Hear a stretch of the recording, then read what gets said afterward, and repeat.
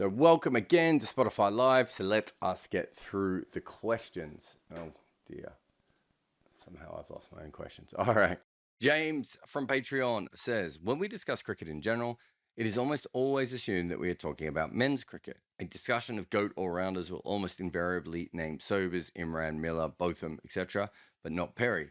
It's funny that you say this because I did a thing about Australian all-rounders and I did a whole section on Perry in it. Has the time come for us to make a point of including women's cricket in such discussions, or is this something that will happen organically when the time comes? I actually think, James, they're two different sports, so I don't have any problems with that. If you're talking about the greatest men's all-rounders, I don't think suddenly saying Elise Perry or Catherine Brunt or whoever you want to be in that argument needs to be there specifically. And for this same reason that women's cricket doesn't particularly like to be compared or talked about in ways of men's cricket. So there are certainly some times when, I used women's cricket recently when I was talking about left arm seam, just because I thought it was an interesting variant on what I was talking about, and the fact that, even more so that women seem to be on the left arm seam now than ever before, which is fairly interesting, considering that men's cricket is going completely the other way. So I think there are things you compare in those sorts of ways. I think it's worth doing that. But as far as, great all-rounders go or whatever, the women's all-rounders and the men's all-rounders, if you want to do a total one, I think that's completely fine. But I think more often than not, you should probably just do men or women separately. It is quite different, but it just depends on the kind of conversation. I think when I was looking at, Australian all-rounders, I found it interesting that Australia hadn't found a great male all-rounder, essentially, since Keith Miller in some ways, but even, Richie and Alan Davidson, after them, there really hadn't been another great all-rounder, and yet they had a great female all-rounder. So I suppose that's why I included Elise Perry in that particular one. And so I do think on occasions it's worth thinking about those sorts of things. But the conversation, it just depends on what you're talking about, right? And the other thing that's worth talking about, you're talking about Sobers, Imran, Miller, Botham. Those are all test great all-rounders. Elise Perry's probably played less than 20 tests. She probably played less tests than Aubrey Faulkner. I'm trying to think of how many Aubrey played. She really didn't play a lot of, or still hasn't played a lot of tests and will never play a lot of tests. So that actually makes it more... Well, it's harder. Mathali Raj, I think, is a perfect example of this. I think if Mathali Raj had played 50 or 60 tests, I wonder what she would have averaged. But my guess is she probably would have averaged, 50, 55, 60, probably higher than anyone else in the women's game. She would have a completely different reputation, especially in the back half of her career. Whereas people talk about Mathali Raj as, kind of a player who played on a little bit too long and really struggled when it came to T20 and one days and all that sort of stuff. If she had 50 or 60 tests behind her with a huge average, will be like, well, she was a red ball player. So the actual conversation is different. The format of the sport they're playing. Also, in Elise Perry's case, we're still at a case when it comes to women all-rounders. If you look at that list that you've given, Miller and Botham were both professional footballers in two different kinds of footballing codes. Well, Elise Perry was also a professional footballer. Well, was she? I suppose she wasn't professional, but she was a national footballer. As we're getting forward, it's almost impossible for a man to play two professional sports unless he fails at one and goes off to another one, or around 28 to 32 decides to have another go at something else. Whereas women's sport is at such a different stage of development that it's almost more like that sort of Botham era, where you could play a little bit of professional sport of both and then make a decision. I've been doing a lot of commentary with Kath Dalton, who played for Ireland and England A in cricket, but she also played for West Ham and Tottenham in football. That's a lot of teams that Kath Dalton has played for, and you do see those sorts of things happening in women's sports still, whereas in men's sport, it's probably getting to the point now where, you kind of have to decide at a very early age which one you're going to specialize in. But yeah, what you're asking is fine. I just think it just depends on the conversation. Christopher says, why is it that Asian fans will have preference for attending white ball cricket at home, but also overseas? whereas English and Australian probably have better crowd for Test cricket. Is it economic reason or general preference? Okay, the first thing I would say is that I grew up in Australia when one-day cricket had much better crowds, had phenomenal crowds. In fact, if you go back to the 80s and 90s, that sort of peak one-day, sort of vibe was very much like what T20 crowds have become around the world now. A lot more. It was a lot younger. It was certainly geared in that kind of way. One-day crowds have certainly died in Australia. I'm not sure they have though, Christopher, in England. I'd have to look up the numbers. I don't cover a lot of one-day games in England, so I don't spend a lot of time. But when I used to cover one-day crowds in England, they were still really, really strong. In Asia, I think one big part of it is probably the day-night element. I think that the Asian grounds are not particularly set up. A lot of the Asian grounds are not particularly well set up for fans during the heat of the day. I think that's probably a very fair part of it. I also think if you look at India, Pakistan, and Sri Lanka specifically, and even Bangladesh, all of them had their more global, big-time success, sustained success, probably in white ball cricket. They also, every one of those countries, perhaps even Bangladesh, were around it, although less so with Bangladesh, were the time when they got really good at cricket was that time that white ball cricket was probably, one-day cricket specifically was probably very much at its zenith. And then I think in general, there's probably so I think those are the majority of the reasons. There, I would have thought traditionally they would have had very good test crowds, and then something happens around the 80s and 90s that probably changes for some of those countries.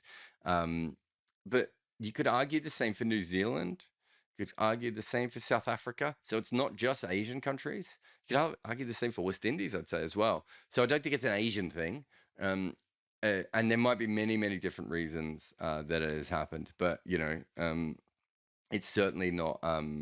It's certainly interesting that when I used to go to test matches in Melbourne, we didn't expect 70, 80, 90,000 people to turn up on day one. That sort of seems to have developed through the 90s and become a bit of a thing. And then Boxing Day and New Year's Test specifically became events. Adelaide Oval became an event. I don't think outside of perhaps maybe Cape Town, I wonder how many countries outside of Australia and England have sort of managed to make those tests into specific events. So if you look at Adelaide and Boxing Day, I suppose a lot of people travel in from long distances for that, and you get that a lot for some of the England places as well. It's a really interesting question. I'm not sure I'm perfectly set up to answer it, but it's certainly something that I find interesting as well. Just remember, I'm going through the Patreon questions now, but if you do have any questions, you'll do a speaker request and come through into the group, because obviously that is quite handy. Ian says, what do you know about the late Roy Fredericks? He doesn't seem to have the profile these days that he deserves as the man who crashed a 71 ball ton versus Australia in 75-76, which was the fastest ever at that time. I think we worked out Gil Jessop's was fastest since. I think that's right. But yeah, it was certainly one of the fastest. And he had a very good test record overall. Look, I think Roy Fredericks, probably, if you look at his record, he's in an interesting era for West Indian cricket. The I don't know, Calypso era, with the three W's, with Hall and Griffith, that sort of, Lance Gibbs and the many different spinners, Sonny Ramadhan and all those sorts of guys. They were that sort of first real push of West Indian cricket. And if you look at the records of, Weeks and Walcott and Worrell and Sobers, incredible batting averages. Obviously, Sobers, one of the greatest players of all time. Wes Hall, almost the prototype, almost the guy that deserves a lot more credit for changing the game. That one of the first really tall bowlers, 6'5", 6'6", sort of is a front foot no ball bowler. seam bowler, but hit the wicket seam bowler, not an English or New Zealand seam bowler. So very much a modern test bowler, well ahead of his time. Also phenomenal. I would say phenomenal athlete, which is true, but also phenomenal stamina. Like, bowling at his pace, which was very quick for the time. He also had the ability to bowl incredibly long spells. Really well ahead of his time in many different ways. Obviously, Dennis Lilly. If you look at Wes Hall had this thing with his wrist early on, and Dennis Lilly copied it. So Dennis Lilly was inspired by Wes Hall, which and then a lot of the West Indian seamers were then re-inspired by Dennis Lilly as well. So it's a weird sort of a circle. So that is an absolute great era, even if they didn't quite have the success, because Australia and England were very strong. Even South Africa was strong at that time, although obviously they wouldn't play the West Indies because the color of their skin. But so that's a really strong team. And then you fast forward a little bit later and you get a really, really strong team again, obviously from 1976 onwards. I think Roy Fredericks' sort of peak is between those sorts of eras a little bit. And there was probably always better players around than him. Fantastic player of quick bowling, a brilliant striker of the ball, probably does deserve more credit, but probably just fell in that little. I think maybe even argued Lance Gibbs is another one that probably fell into that sort of middle ground bracket where Lance Gibbs and Roy Fredericks don't quite get the respect that they deserve, because the players on either side of them, or sometimes the players in their own team, were so much more dynamic and maybe took a lot more of the attention away. And if you think about Roy Fredericks, like, he's kind of on his way out at the time that Viv Richards is coming around. Then you've got Gordon Greenidge, Desmond Hayne, Richie Richardson eventually, then Brian Lara. That whole sort of procession sort of happens afterwards. And I think probably Shivnarine Chandrapal as well, I suppose you could put into that. A lot of incredible players sort of came through that sort of 20-year period after him. And I think as much as anything, that's probably why he doesn't quite have the reputation, that he deserves. And you see players like this a lot. I was talking about this with someone recently about Ken Barrington is probably another one in England that doesn't get the respect that he deserved. Alan Border maybe is another one. Alan Border sort of played, was an incredible player in a really poor team. But that team got a lot better kind of after he left. And he was quite clearly one of the best players. But was he a better bat than Greg Chappell? Probably not. Was he anywhere near the sort of levels of some of the guys before him? The sort of Bradman, Neil Harvey guys. Again, probably not. And then after after Alan Border, you have Ricky Ponting and obviously now Steve Smith and all those sorts of people. Alan Border's still a fantastic player. So I do think that those sorts of things do happen to very good players. They kind of get wedged into a period of time that maybe isn't talked about as much, and we end up talking about the more successful teams. And you do realize there are a lot of incredible players that probably don't have the reputation that they deserve to have. Remember, if you've got any questions, raise your hand in the room. James says, do you think Sam Curran's improved batting for Surrey this year will translate into him becoming a frontline batting option internationally in the near future? No. So I think he's averaged 50 in first-class cricket over the last 12 months. I think that's on around 10 games of batting. He's batted at 6, 7, and 8 in that period. I think if they really... so Sam... I don't know if this is still the case, but I know a couple of years ago he was desperate to bat 4 or 5 for Surrey. Maybe even 3, but certainly 4 or 5. Get himself up the order as much as possible. So with that, and that, I think I might have written about this at the time. He's at the wrong team. There are probably teams that if Sam Curran said to them, "I will move to your county if you allow me to bat at 4 or 5," I think there are probably teams that would take that, because he is such an extraordinarily talented player. You get a left arm seamer, you get some batting. There are probably teams that would be willing to take that chance. Surrey's just got so many players. How do you even fit him in? And that was the question of, I don't know when that was, 2018, 2019, when he was asking regularly of just how do you make this happen? The fact he's batting at 6 and making runs is better, and uh, certainly is quite interesting. I think if you look at his test data, and I've spent a lot of this. There's a lot of weaknesses. I can't remember what these weaknesses are against the spin, but he struggles when the ball's sort of on a length outside of stump. That's fairly normal. I think he also might struggle when it's shorter and at him, and then also struggles with a bouncer. That's a lot of weaknesses for a batter if they're going to be a frontline test batter. You really don't want to see that many sort of glaring holes in a technique. However, a lot of that is when he's been trying to play this sort of enforcer role, batting at 7 and 8 and coming in and hitting.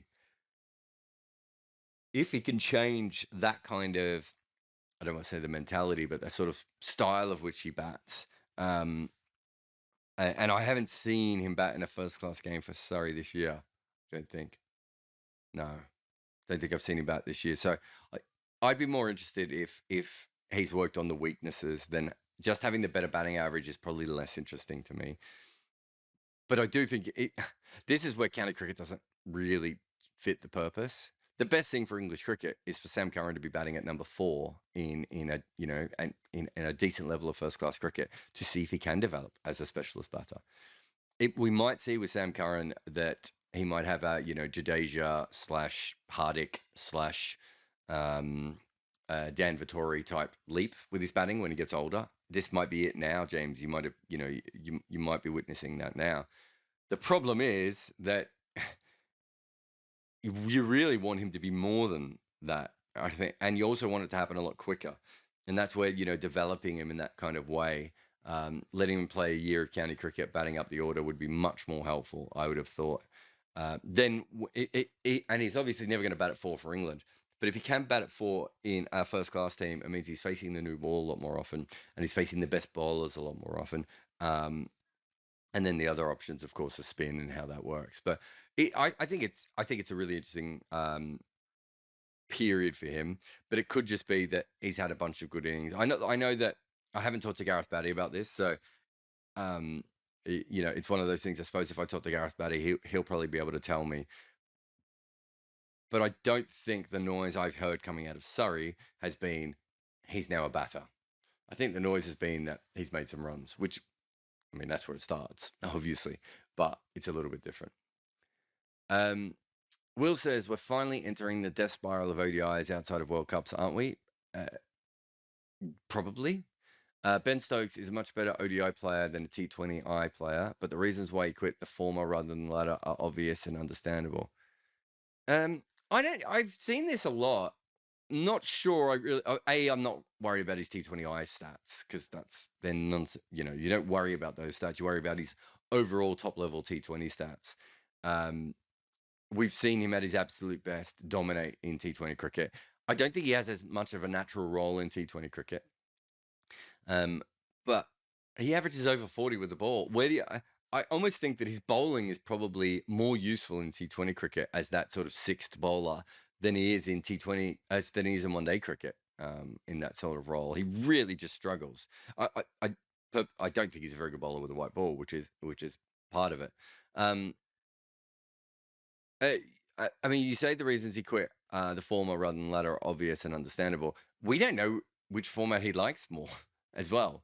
There is that, which is also a part of it.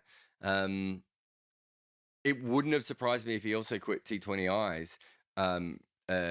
So when you say that, it's possible he could have just done that. I think there's a World Cup coming up maybe sooner, and I thought that was an idea. But also from a workload thing, if you're going to quit one rather than the other, it would always make more sense to quit one dayers because in it's more work on that day than T20s are. So yeah, look, we've seen a lot of players in the world quit red ball cricket and continue on with white ball cricket. We're not in a death spiral of test cricket. So you can go too far with that, but it's not just the Ben Stokes thing. It's also what happened with South African cricket as well. And I do believe that it's finally on the wane in Asia as well, from the levels that obviously it has once been. But But yeah, I think if I was a cricketer, I would probably quit one-day cricket and play Test cricket and T20 cricket. But it's not just about the money, although you do make more money in those two than you do in one-day cricket. It's funny how we say money for T20 cricket, but we never say money for Test cricket, where he would actually get paid a lot more. I always find that really interesting that no one ever spots that one. It's a lot of money in Test cricket, guys. Not for all the teams, but certainly if you're an England player, certainly if you're an England captain. But yeah, if you from my point of view, forget the finances. I probably prefer to play T20 and Test cricket. I prefer those formats. So we can't underestimate that he might feel the same way. Aditya says, do you think Dan Vettori is underrated as an all-rounder? He has impressive numbers in both Tests and ODIs. What would be your assessment of Vettori as an all-rounder? Yeah, I think you have to remember with him that it was very late blooming. So that is part of the reason. And also, his bowling was never quite top tier. He was probably, and part of this is just because he had to bowl in New Zealand a lot. But, he bowled in an era where, he sort of crosses over Monty Panesar, Graham Swan, Shane Warne. I'm trying to think if there's anyone else of sort of non-Asian spinners who did quite well. And I don't think he was a better bowler than any of those at their best. He certainly wasn't a better bowler than Shane Warne. I don't think he certainly wasn't a better bowler than Graham Swan. Monty Panesar, he probably had a better bowling career than Monty Panesar. But I think Monty Panesar at his absolute best was probably still a better bowler than Vettori, even if Vettori was obviously a much smarter bowler. And a more versatile bowler than Monty Panesar. But yeah, so I think you have to. So I think you have to sort of go, well, where does he kind of fit in? There's obviously a lot of Asian spinners better than him as well. His batting's more interesting because, I've said this a lot. He worked out how not to get out. I wouldn't say he ever became a frontline batter, but he did, with Chris Cairns, and, various sort of wicket keepers like McCullum and probably even Perore before that. Perore before McCullum, I think it was. Those sorts of things. He created this incredibly strong middle order, but wasn't strong enough to go up and bat at 5. And to be able to do that, I'm not even sure he has a great record at 6. I'd have to have a look at that again. I can't remember, but so what you have is someone who is a very, very handy, clever bowler, maybe more on the Nathan Lyon level than on than on some of the other levels as far as talent and skill and impact on a game. And then you have a batter who's really, really handy, but obviously then very limited. He wasn't going out and smashing hundreds. Although he did smash a couple, but he didn't make a lot of hundreds. He didn't build a lot of big scores, and he did do it from the middle order in a limited way. It makes him really tricky. You've also got to throw in the fact that at one stage he was captain, coach, and head selector all at the same time. Maybe the last time a major team will ever allow anyone to do that, although maybe Misbah might have almost done that as well, which I find really, really interesting. So, look, I think he's a fantastic cricketer. And I think what he did for New Zealand was allow them to go into every game with a spinner and then allow them to strengthen their batting, in either direction. Kind of, whether they could bat him at 6 and have extra bowlers, or they could bat him at 8 and have an incredibly long batting lineup. He was really, really good. As far as where he goes down in the great all-rounders, I think the number of runs and the number of wickets certainly, and the longevity of his career certainly suggest that he has a long time. I just don't think that he ever had huge impacts with bat or ball in the way that some of the other players perhaps in fact many of the great all-rounders did. In some ways he was obviously a better than handy bowler and a better than handy middle order player, but he wasn't a level in either of those things. So I think he definitely deserves to be on any list of great all-rounders. But if you think of it, one of the great things about all-rounders tends to be that sort of dynamism of their skills. So, Sobers, could, by being an all-rounder in so many different facets, there were so many different ways he could help the game, and his batting was so aggressive. Gilchrist, his batting was so aggressive. Flintoff, his bowling and batting was so aggressive. Stokes, his batting is so aggressive, and I suppose his bowling. Both of them, Kapil Dev, those sort of players have much more. They have one main skill that's more dangerous than him quite often, and then they have this ability to be more dangerous through attacking with the bat or the ball. Almost Vettori was, a safe option with both, and a fantastic safe option. Look, I've always been a big fan of him, but I just find him, I'll be honest, I do think he's a tough one to categorize correctly. And that is, there's absolutely no doubt that's probably complicated his legacy. Also, just to go back to what we were talking about before, which I find this, again, the great New Zealand team was in the 80s. Then you had that team between late 90s to early 2000s that were fantastic, a really good team. And then of course, you've had the team sort of from McCullum through to now. It's now starting to drop off. Vettori wasn't really a major player in any of the two major eras, and was sort of a developing player, although a very good one early on in his career in that first era.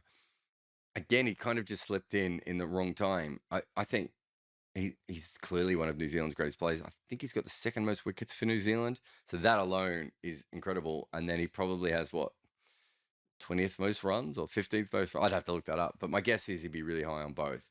And I think he deserves a lot of respect for that alone. And also, a bit like Tim Southee, the ability to come in very young when he wasn't probably ready, to continually develop his game, stay relevant. And then with him, even more so than Southee, to make the absolute most out of everything that he had. He was always one of my favorite cricketers, and he certainly deserves a lot of respect. But I think he'll probably slip through the cracks a little bit, which is probably one of your point in that question. Just remember that you can ask any questions on the Spotify Live, so just raise your hand. And we've got James, who says, what are the ownership structures of first-class county sides? Are they private, owned by the ECB, or other? They're owned by the members, I believe. I think that's all right. I think they're member clubs. So the members have to make votes, and the members decide their future, more or less. Obviously, they've got committees, and there's also money that comes in occasionally. So who's given money to their team? Well, actually, yeah, I don't know. I don't know what the full situation with Rod Bransgrove is. Obviously, there was Colin Graves at Yorkshire. So there's benefactors involved, and it gets a little bit murky. But on a very basic level, county cricket teams are run by the members, who decide on what to do with the club. But obviously, it gets a bit more murky the further you go up. So the ECB run the county system, and so they're in charge of that. But essentially, the ECB is still largely run by the counties themselves. So I can't remember how many seats there are on that vote, but the large percentage of them come from county teams. So there's no private teams, although there is private funding, as I said before.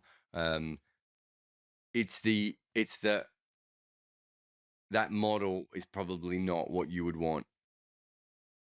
The model is not what you want if you want England to be the consistently successful team in all formats.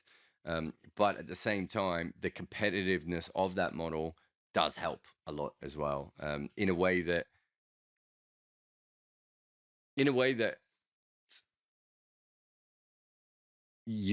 it should mean that the competition is consistently. Should mean that the majority of teams are consistently trying to win to help their membership, placate their members, in a way that maybe you wouldn't get in a lot of first-class competitions. So we had that period where Australian first-class cricket kind of they got rid of the second 11. They made it into an underage competition, and then they made the what's the best way of putting it?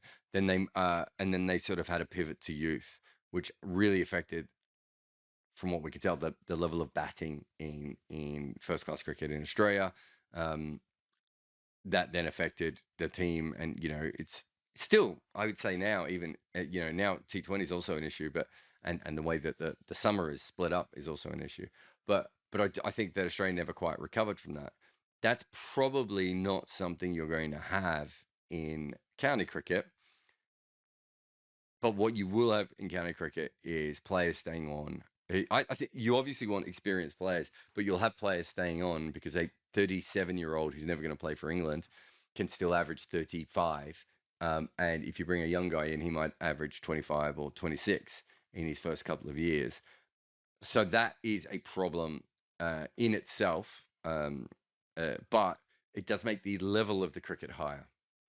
So county cricket has a lot of flaws and strengths within that, but it's certainly, there's no way, I can't think of any first class structure, maybe outside of islands, where you would set it up, and even islands is too small, but they're at least trying to do it correctly, where they're actually set up to make the national team strong, because that's not why first class cricket really started. So, obviously all the county teams, the Sheffield Shield teams, well, the three main ones anyway, they all started before there was Test cricket.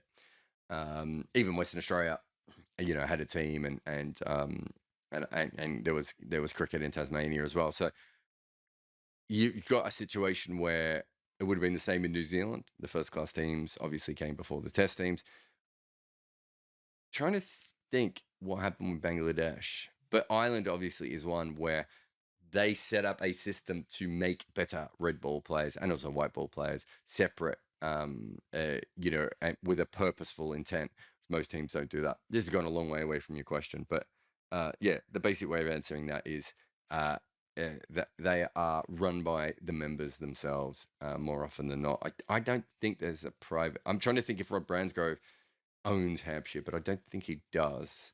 And I know of other people who've tried to do stuff like that. Usually they're just owed money by them. But anyway, that's the end of the Patreon questions, and no one's raised their hand in the room, so I don't have any other questions coming up, and I'm just having a look. There's nothing in the discussion. So I will wrap it on for a couple of seconds. I've got a podcast next week on the too much cricket issue, which is about Ben Stokes. We've got a video coming up very shortly on... Put on? I'm trying to forget now. I'm trying to think now. I've got one on the fake leagues that we've been seeing lots of fake leagues come up.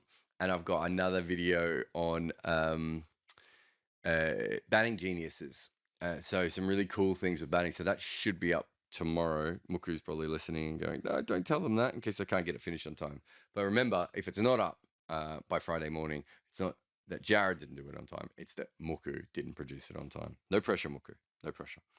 Curran, are you there? Yeah, hi Jarrod, can you hear me? Yeah, I've got you. Yeah, I just wanted to ask you, what were your thoughts on India going with Rishabh Pant as an opener in the T20s? Sorry, you just cut out. What was it? What were my thoughts on India? Like Rishabh Pant opening the batting in the T20s for India? Yeah, my guess is, and I haven't talked to Rahul Dravid, and I haven't been following it as close as most Indian fans, but my guess is that there's a lot of experimentation with the Indian team at the moment. Less so maybe the Test team, but certainly the white ball teams. And I think, wow, I don't know what India's thoughts are here. But my view was that they were playing a very, very old-fashioned T20 and very, very old-fashioned one-day cricket, and that they didn't necessarily need to do that. That they could have. I mean, if you look at them with Ashwin, with Jadeja, with Hardik Pandya, with Shardul, I'm trying to think with Akshar. I'm trying to think if there's anyone else. With Deepak Huda perhaps as well. They have an ability to play these kind of long batting lineups if they want, and then stuff in, Jasprit Bumrah and maybe, I can't, a specialist spinner or something along those lines. And I think for a long time, what we've seen is these batting lineups from India that are where the top three or top four all have to make half centuries for it to make sense. And then in T20 cricket, obviously a similar thing, except without the half centuries. My guess is that Rahul Dravid's come in and he's experimenting a little bit more because he knows what the talent is like, because he's worked with that lower level. And I think if you're an Indian fan right now, you're probably a little bit frustrated. And that's probably what the Rishabh Pant opening is about. Again, is seeing if that is the case. I think he's a perfect number 4 in T20 cricket. And I would probably get him to look at the way that Glenn Maxwell has played that position. And I think Rishabh Pant is a better player than Glenn Maxwell. Maybe not quite as explosive in the same way, but explosive in a different way. But I believe that is what they should be looking at as a team. But I think there maybe what we're seeing is just a little bit of experimentation of seeing if they can change things around. Obviously, we're seeing different players. But what I'd like is a kind of a structural. I think they can play different styles, and maybe even against different teams. So they could go into a World Cup where, and I'm talking about either of the formats here, with a very solid, what would you say? You could have Hardik batting listed at 7 and Jadeja batting at 8 if you want. And then, hope that you get through your full 20 or 50 overs that way of those guys. You then have the ability to bat Hardik at 6 and Jadeja at 7. And then you have that other ability to literally, almost do the Chennai Super Kings style, or the England team style of literally having people who can bat all the way down to number 9 and freeing up your top order to go ballistic. So I think that is probably where they are headed, but at the moment they're trying to work out which players for which roles that they can do. But I don't see, and Rishabh might end up being absolutely brilliant, but I think he's so good in that middle order. Unless they just think they're going to get a lot more out of him, as far as actual production, I don't see any reason why he shouldn't be batting at number 4. I think he's an ideal number 4, and I'd like him to go back to the old style he had batting in those positions before Ricky Ponting in India told him to settle down, because I don't think you need to tell him to settle down. I think he can easily have a high average and a high strike rate combined by just being Rishabh Pant.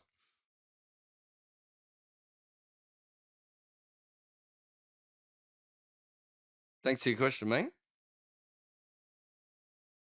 All right. If anyone else wants to ask a question, feel free to raise your hand. I'm just trying to think if there's anything else I have coming up. I think that's the majority of it. There's some 99.94 news coming, so stay close to that Twitter profile and listen here. I'm sure we'll be announcing it here, but it looks like Curran's the only one going to ask a question today. So huge thanks to everyone who sent their questions in on Patreon. Remember, we usually do these around 2 p.m. British time or British summertime, whatever it is, on Thursdays if we can. If you can come over and ask a question, feel free to do so. Huge thanks to all of our sponsors, LinkedIn, Manscaped, and everyone else for backing us. And we will come back next time for another podcast. I'll see you next week. Goodbye.